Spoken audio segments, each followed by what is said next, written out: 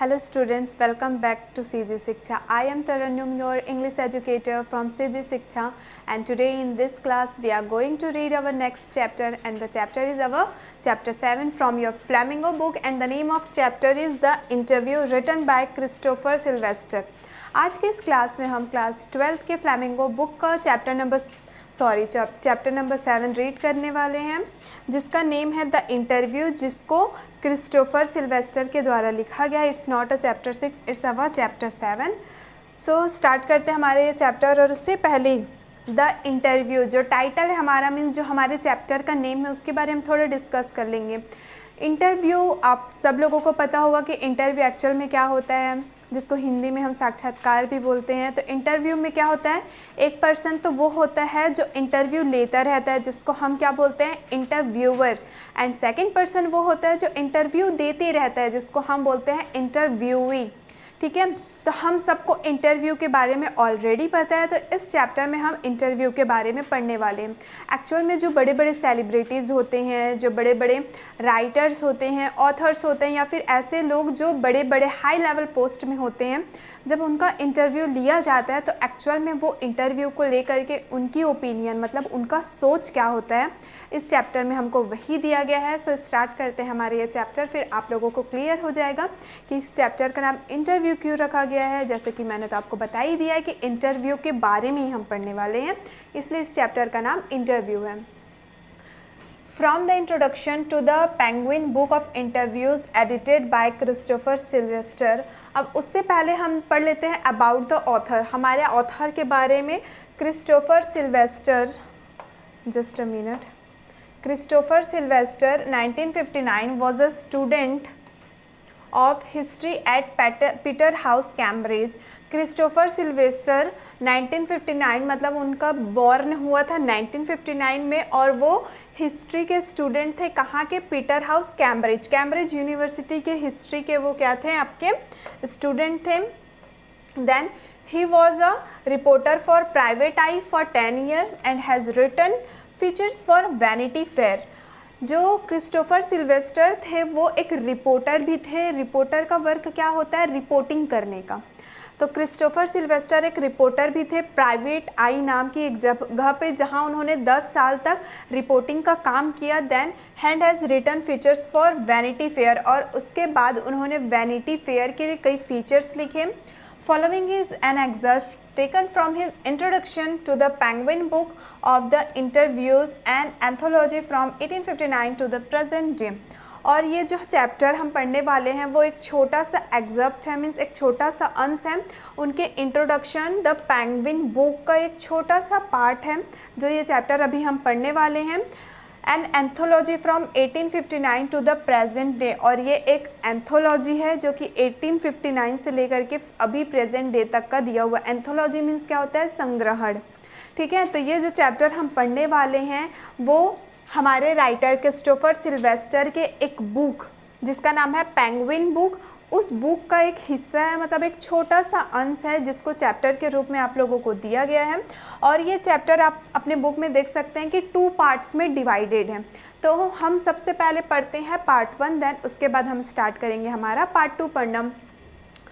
Since it's invention a little over, just a second. Since its invention a little over 130 years ago, the interview has become a commonplace of journalism. आज से लगभग 130 साल पहले से जो interview है वो जर्नलिज्म मीन्स पत्रकारिता के क्षेत्र में जो इंटरव्यू है वो बहुत सा आम सा बात है, बहुत कॉमन सा बात है. क्योंकि हमको पता है कि पत्रकार लोग जो जर्नलिज्म का जो वर्क करते हैं, मतलब जो पत्रकारिता करते हैं, वो करते क्या हैं, वो लोगों का, जो बड़े बड़े सेलिब्रिटीज़ या फिर जो ऐसे लोग जिन्होंने अपने लाइफ में कुछ अचीव किया है, उनका इंटरव्यू लेते हैं. इसलिए हमको बताया जा रहा है कि जो जर्नलिज्म का फील्ड है वहाँ इंटरव्यू बहुत ही आम सी बात है. Then today almost everybody who is literate will have read an interview at some point in their lives, while from the other point of view several thousands celebrities have been interviewed over the years, some of them repeatedly. आज के दिन में या फिर आज की generation में हम कह सकते हैं कि ऐसे लोग जिन लोग इलिटरेट हैं, मतलब जो पढ़े लिखे लोग हैं, एजुकेशन जिन्होंने लिया हुआ है, उन्होंने कभी एक इंटरव्यू तो पढ़ा ही होगा या फिर उन्होंने कभी ना कभी एक इंटरव्यू टेलीविज़न में सुना ही होगा।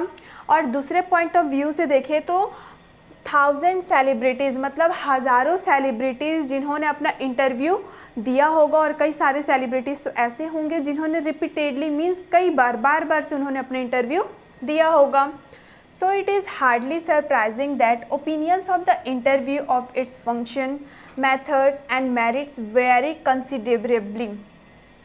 और ये बहुत हैरानी की बात है कि जो सेलिब्रिटीज़ लोग होते हैं उनको इंटरव्यू को लेके जो उनका ओपिनियन, उनकी जो सोच होती है इंटरव्यू को लेके कि जो फंक्शन होता है, जो कार्य वगैरह होते हैं, या फिर उनका जो मेथड या फिर मेरिट, मतलब जो तरीका होता है, मेरिट मतलब लाइक या फिर डिसलाइक, उसको पसंद करना ना पसंद करना, ये बहुत वेरी कॉन्सिडरेबली, वेरी मीन्स क्या होता है आपका डिफ़र, अलग अलग प्रकार के होना, और कॉन्सिडरेबली मीन्स क्या होता है बहुत ज़्यादा हद तक।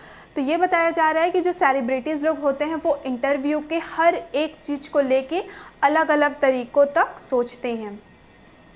Some might make quite extravagant claims for it as being in its highest form a source of truth and in its practice an art। जैसे कि हमको बताया गया है कि वो अलग अलग तरीके से सोचते हैं। इसका मतलब क्या है कि कई लोग ऐसे होते हैं जो एक्स्ट्रावर्जेंट क्लेम, एक्स्ट्रावर्जेंट मीन्स क्या होते हैं, बढ़ा चढ़ा कर, क्लेम मीन्स होता है दावा करना। तो कई लोग ऐसे होते हैं कि जो बहुत ज़्यादा बढ़ा चढ़ा कर दावा करते हैं, जिसका इंटरव्यू हाईएस्ट फॉर्म में, मतलब अच्छे तरीके से जिनका इंटरव्यू लिया जाता है, तो उनके इंटरव्यू में किस चीज़ का पता चल जाता है, ट्रूथ का, मतलब सच्चाई का पता चल जाता है। और अगर जो लोग बार बार इंटरव्यू लेते रहते हैं किसी का, अगर वो बार बार इसका क्या करते हैं, प्रैक्टिस करते हैं, अभ्यास करते हैं, तो उनका इंटरव्यू बहुत अच्छा हो जाता है, मतलब इंटरव्यू लेने का तरीका, क्योंकि इंटरव्यू को क्या बोला गया है, एक आर्ट बोला गया है, एक कला होता है, ठीक है। Others usually celebrities who see themselves as its victims might despise the interview as an unwarranted intrusion into their lives or feel that it somehow demonizes them, just as in some primitive culture it is believed that if one takes a photographic portrait of somebody then one is stealing that person's soul। और जो और भी other celebrities लोग रहते हैं वो क्या देखते हैं कि एज इट्स विक्टिम, मतलब वो उनके शिकार हैं मानो, क्योंकि जो उनका इंटरव्यू लिया जाता है वो क्या होता है, despise means to reduce something, किसी भी चीज़ को कम कर देना। तो कई सेलिब्रिटीज़ ऐसे सोचते हैं कि जब उनका इंटरव्यू लिया जाता है तो इंटरव्यू के वजह से लोग ज़बरदस्ती उनके लाइफ में क्या करते हैं, घुस जाते हैं, और उनको ऐसा फील होता है जैसे कि वो उनका सब कुछ को डिमिनाइज कर दे रहे हैं, रिड्यूस कर दे रहे हैं, कम कर दे रहे हैं, ख़त्म कर दे रहे हैं, मतलब उनका जो प्राइवेट स्पेस है वो क्या हो जाता है, ख़त्म हो जाता है बिकॉज ऑफ एन इंटरव्यू। क्योंकि जब लोग इंटरव्यू लेते हैं उनसे बहुत सारे क्वेश्चंस करते हैं, और बहुत सारे क्वेश्चंस करते हैं तो जो बहुत ज़्यादा सेलिब्रिटीज़ लोग होते हैं उनको ये लगता है कि लोग उनके प्राइवेट लाइफ में ज़बरदस्ती घुसे जा रहे हैं और उनकी प्राइवेसी ख़त्म होते जा रही है। और एग्जाम्पल के तौर पे भी बताया गया है कि जैसे कि प्रिमिटिव कल्चर्स में, मतलब ओल्ड कल्चर, पुराने ज़माने के जो रीति रिवाज, जो रस्म या फिर जो कुछ भी कल्चर था उसके अकॉर्डिंग देखा जाए तो पहले क्या होता था कि लोग क्या करते थे, किसी का फोटोग्राफिक पोर्ट्रेट, मतलब किसी का फ़ोटो क्लिक करते थे और उसके साउल को, मीन्स उसके आत्मा को क्या करते थे, स्टील करते थे। मतलब वो सिर्फ फ़ोटो नहीं क्लिक करते थे, फ़ोटो के साथ साथ उसके आत्मा को भी स्टील, मतलब चुरा लिया करते थे। इंटरव्यू को इसी से कंपेयर किया गया है कि लोग सिर्फ इंटरव्यू नहीं लेते बल्कि उनकी प्राइवेसी को या फिर उनके प्राइवेट लाइफ को क्या करते हैं, लोग उनसे चुरा लेते हैं। और इस तरीके से सेलिब्रिटीज़ का ओपिनियन या फिर उनका थॉट होता है इंटरव्यू को लेकर के। V.S. Naipaul feels that some people are wounded by interviews and lose a part of themselves। V.S. Naipaul कौन है? He is a very famous writer. ये बहुत ही फेमस राइटर है जिनको राइटिंग के फील्ड में एक नोबेल प्राइज़ भी मिल चुका है।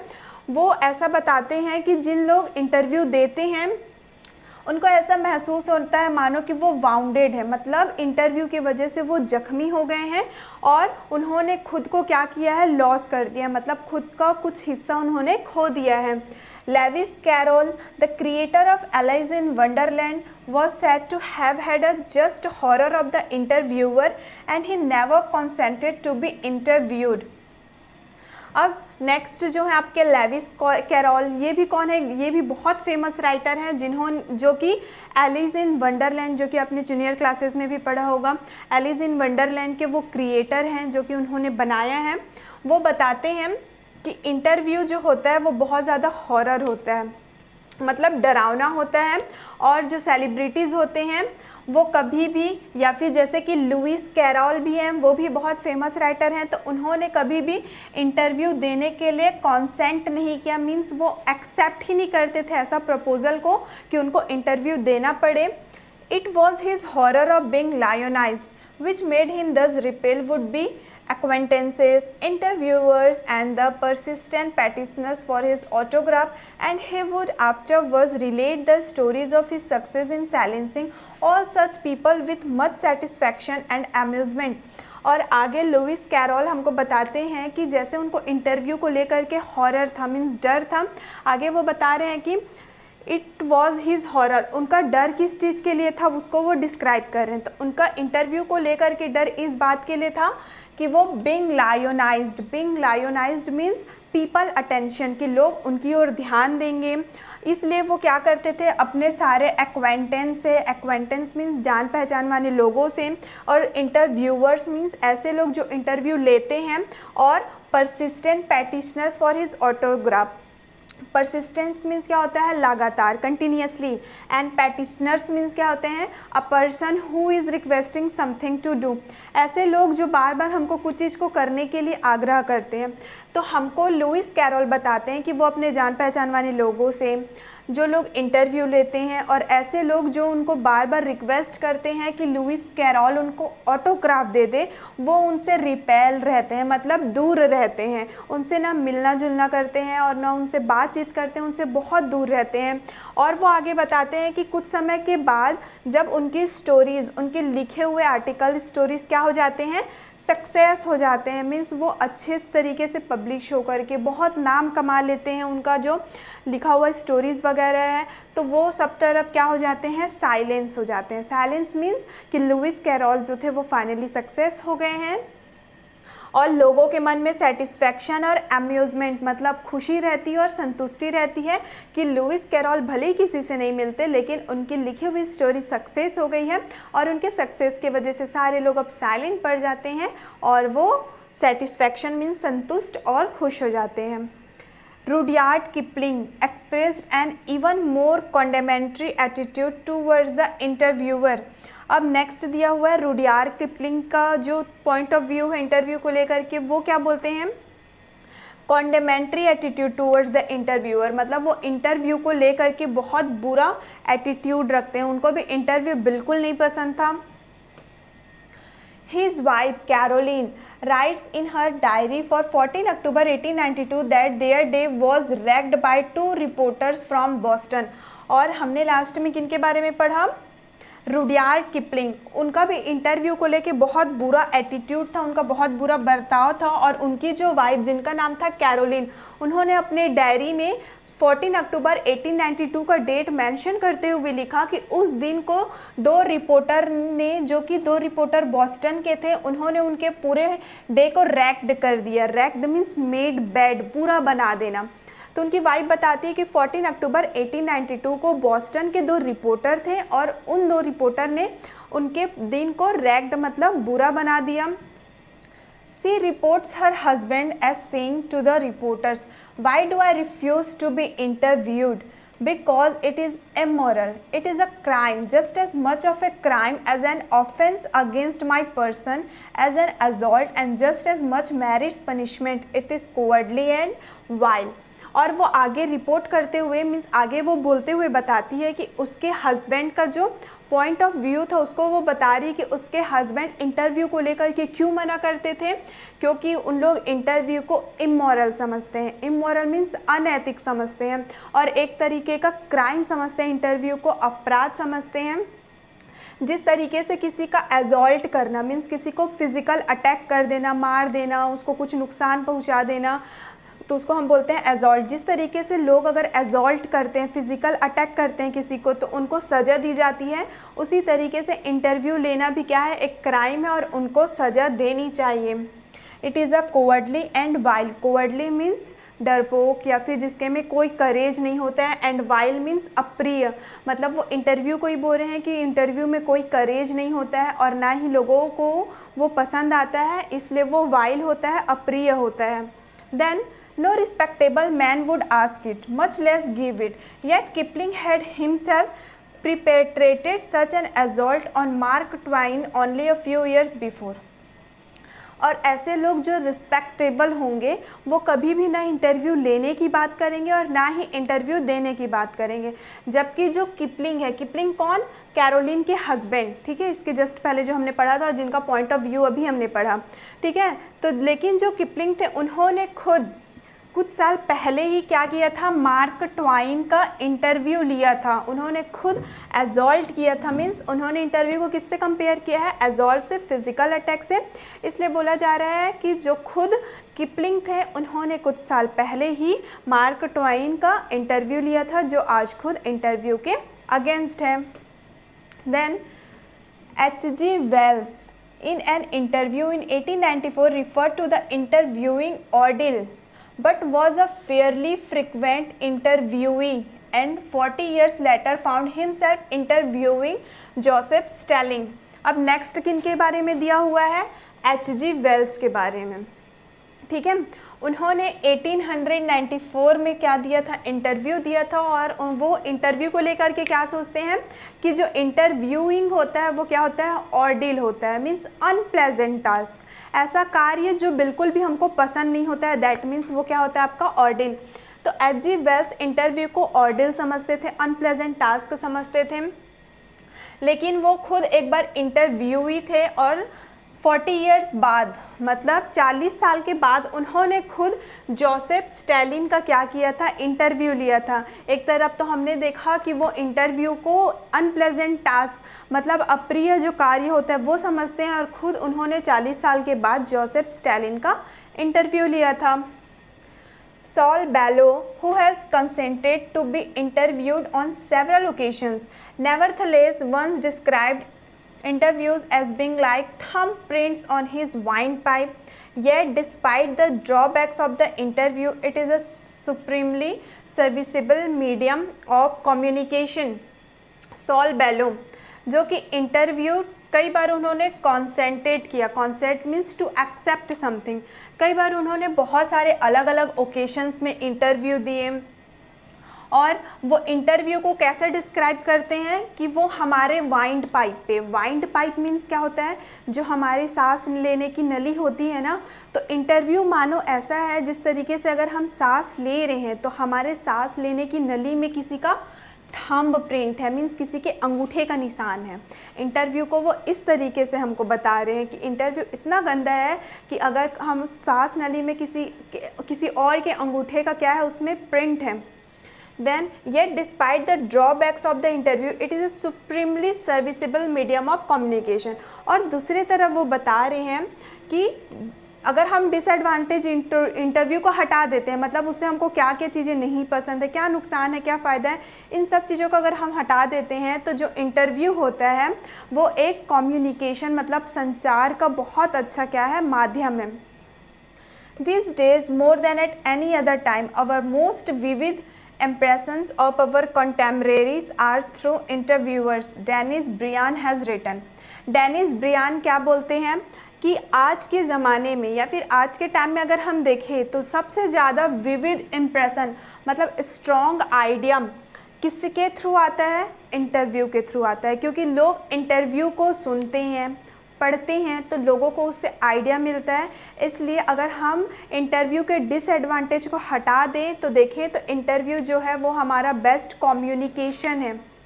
Then Almost everything of movement reaches us through one man asking question of another. Because of this, the interviewer holds a position of unprecedented power and influence. और last में हमको ये बताया गया है कि एक जो लोग होते हैं एक जो पर्सन होता है वो इंटरव्यू लेता है और दूसरा पर्सन जो होता है वो इंटरव्यू देता है, और इसी के वजह से जो इंटरव्यूअर होता है मतलब जो इंटरव्यू लेने वाला होता है उसके पास अनप्रेसिडेंटेड पावर मतलब अनइक्वल पावर होता है और उसके पास इन्फ्लुएंस होता है। तो यहाँ पे हमारा पार्ट 1 कंप्लीट होता है। पार्ट 1 में हमने अलग अलग राइटर्स का इंटरव्यू को लेकर के ओपिनियन सुना कि जितने भी जो फेमस सेलिब्रिटीज़ होते हैं, जो फेमस राइटर्स होते हैं, वो एक्चुअल में इंटरव्यू को लेकर के क्या सोचते हैं। अब नेक्स्ट वाले पार्ट में हम एक इंटरव्यू ही पढ़ने वाले हैं।